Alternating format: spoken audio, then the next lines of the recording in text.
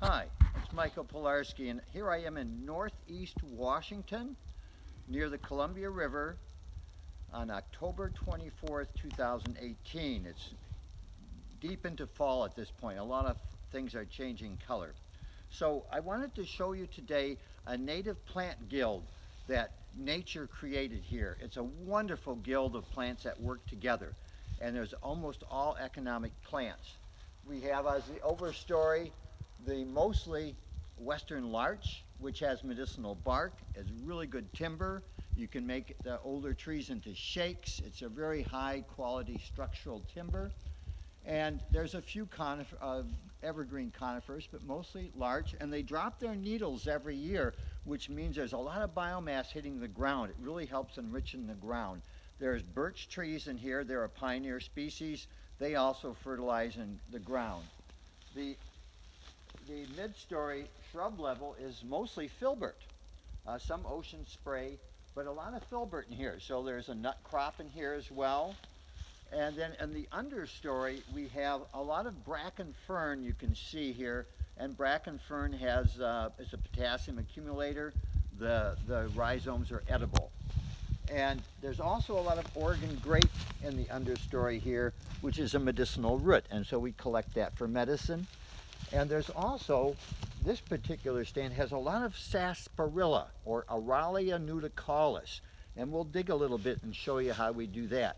So this plant guild is full of economic plants. It's really, as you can see, a lot of light comes through this time of year as the needles drop. So this is an excellent example of a native plant guild. We should catalog these all across the country and the world.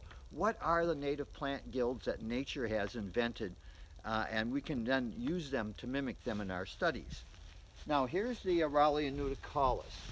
The stems are pretty much dyed back. You can see some stems here.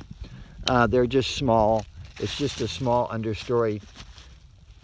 And it's related to ginseng. But here I just, with this tool here, I just to demonstrate, I just dig a little bit and just pull up.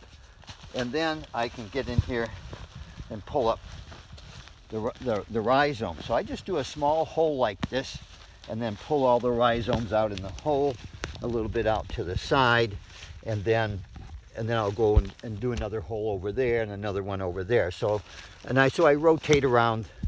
I've been coming here for, well, over a decade. I just do this. And there's enough here I can sustainably harvest this, into the long distant future at this rate.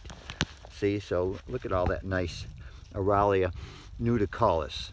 So, at any rate, this is relatively not that many places, but it's a great medicinal. So this has berries during the season, and you can tell it by the leaves. But this time of year, you can tell it by when you dig this very bendable, soft root rhizome. It has a white cortex, quite aromatic, tasty. And here's where the next year's bud. See, here's a bud here. So next year there'll be another bud. And then, so this is a bud place. And of course, these are running throughout the ground. And then it'll just pop up another bud. If it's anywhere it's been cut, it just has lots of adventitious buds like this one here and that one there. So for propagation, I could just cut these up. It's probably about like that and propagate from these pieces as well. Okay.